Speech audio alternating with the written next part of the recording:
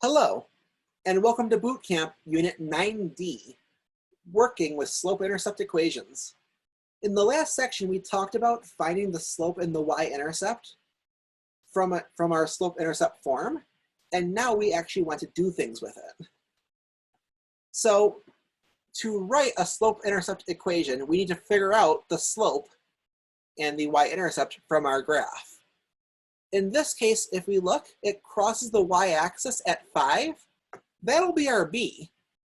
No problem. The slope is what always gives people grief. There are a bunch of different ways to think of slope, one of which is delta y over delta x. Another common one is rise over run. And in full algebra, the most common is y2 minus y1 over x2 minus x1. What we need for this then is we need 2 points. Let's call the point 5, 0, point number 2, and let's call 4, 2, the point number 1. And I grabbed those as 2 points that lie very, very nicely on the line. We then look at, say, point number 2, and that 0 is x2, and that 5 is y2. We can then plug into the formula, and we can figure out our slope. In this case, 5 minus 2 and 0 minus 4 is -3/4. It is worth noting that you can do this in either order, and you don't have to use these 2 points. As long as the point that you grab crosses nicely, we can use it. You could, for example, use the point 8, -1 here. It'll make our computations a bit more complicated, excuse me, but we will come up with the same line and the same equation. If we have the equation and we want to graph it, how we do that, let's take a look at the one on the left here first. We are going to start at the y-intercept, going down 2 on the y-axis.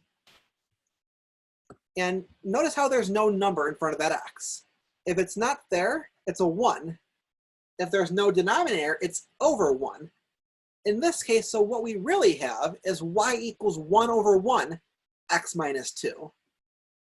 And what we want to do to graph is following the directions of the coordinate plane, up being positive y, right being positive x, down being negative y, and left being negative x.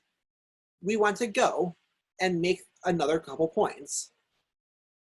So because we have 1 over 1, we'll be moving up and to the right. Up 1, right 1, there's a point. Up 1, right 1, there's another point.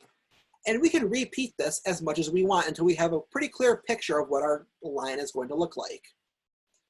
Take a look at the next one. We have -2x plus 1. So we can start at our y-intercept all the same, up 1 on the y-axis. And in this case, we have 2. It's not a fraction, so it's 2 divided by 1. So here, we are going to go up to right 1, up to right 1, up to right 1, up to right 1, until we have a pretty good picture of what the line looks like.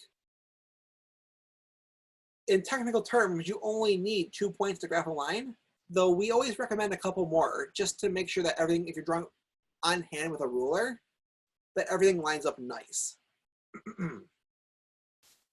And lastly, the one on the right, y equals -1/2 x plus 2. It doesn't matter which number you apply the negative to, be that the numerator or the denominator, as long as you don't do both.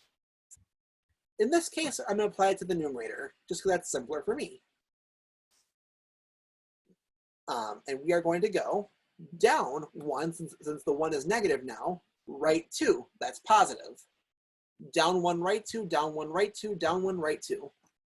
What you'll notice is that your lines as you do this should follow the direction that you think a positive slope should have. And with that, that is Unit 9D, working with slope-intercept equations.